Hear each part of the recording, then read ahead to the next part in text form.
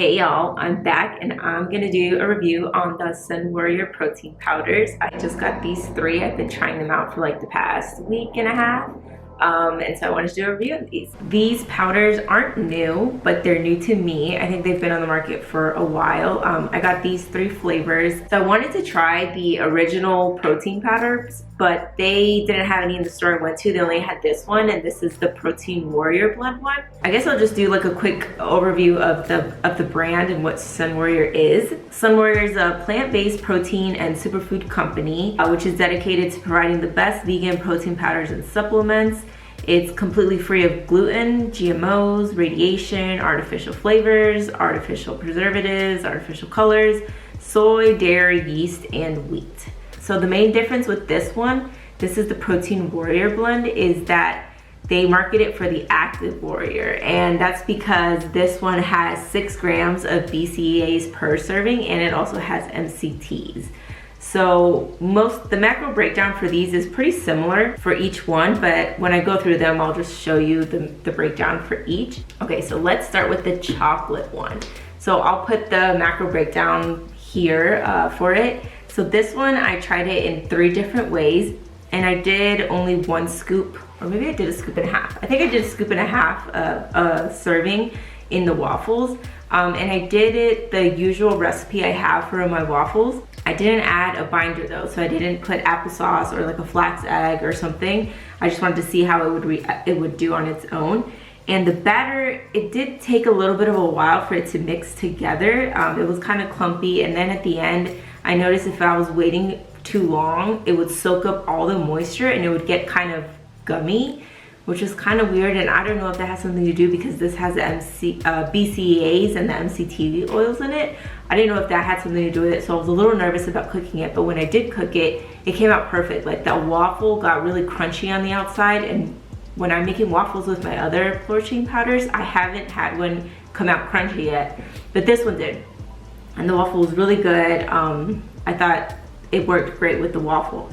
I did also try it as oatmeal, and again, it just took a little bit longer for it to mix together, but it was good. This chocolate one tastes slightly bitter, like it almost tastes like a dark chocolate. It's not like that very sweet milk chocolatey kind of chocolate. I also tried this one in a chocolate smoothie. So I did decaf coffee, a banana, and I think some ice, and that was delicious. It was so good.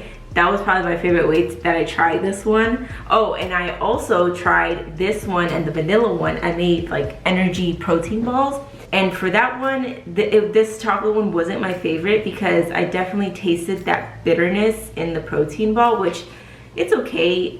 And that might be my fault because I add like cacao chips and not chocolate chips to the energy ball. So it was just like a super dark, bitter protein ball. But I mean, you know, it was okay. Like there's other chocolate protein powders I'd rather use for those energy balls, but for everything else, this one was good. It passes. I would definitely repurchase this one. So the vanilla one, it was okay. Like it's kind of bland. Like I've had better tasting vanilla ones, like sweeter ones. Like I'm just coming off eating the KOS vanilla one, and that one was a lot better than this one. I felt like it had more flavor, even though that one also they both kind of have that like weird raw flour taste to it.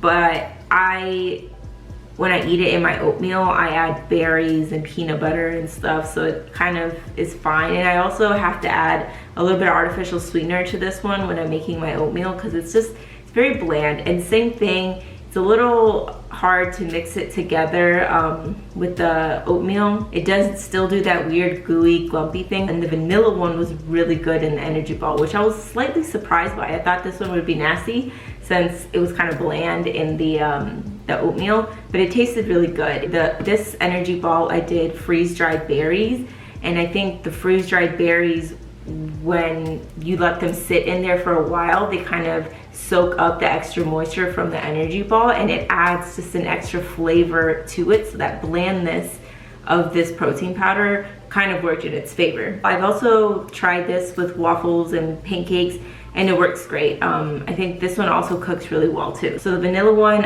I probably would repurchase it, not for the taste mainly, but for the macros, you know, because the macros on these are really good.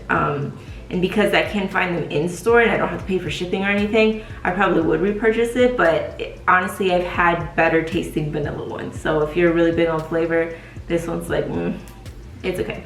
Okay, so the berry one. So this one was the one I was most excited to try. So this one, it says berry flavored, so I guess it's a mix of strawberries, blackberries, and blueberries. So when I opened this one, I was a little shocked of how sweet it smelled. Like, it smelled so sweet, and I was like, oh man, I don't know if like this is gonna be too sweet for me. It smells like a fruit punch pre-workout.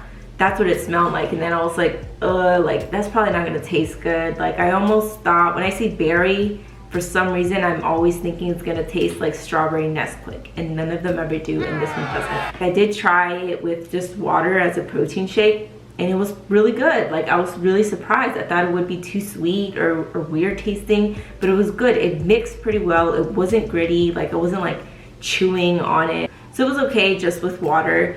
I don't usually drink protein powders like that. I've said that millions of times, but I mean, in a pinch, like it wasn't bad. I tried it in oatmeal, and I was a little nervous too because it just smells like a fruit punch pre-workout, and I was like, oh my god, this is gonna ruin my oatmeal. Please don't ruin my day.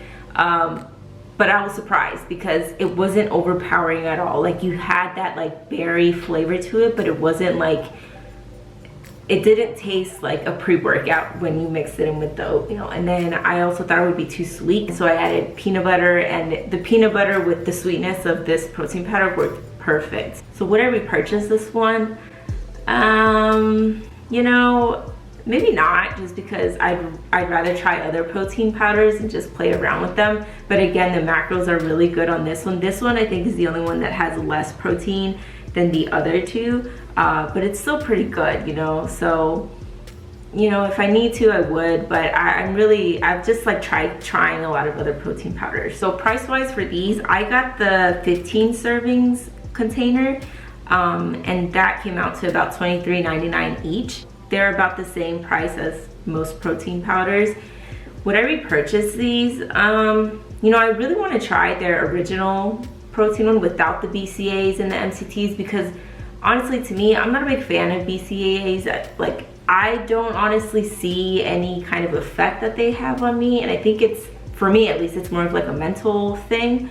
But if you like BCAAs and you're like, you know, I need those, you might want to try these because they're already incorporated in them. They also market this as keto friendly. I think that's because they have the MCTs in them, and it's pretty low on carbs. These I would definitely recommend if you're going to be in a deficit or cutting, because they're very macro friendly, and you can play around with them with so many different recipes. So that's my review. These are pretty good. I'm pretty satisfied with these, and I'll see you all in my next review. Bye.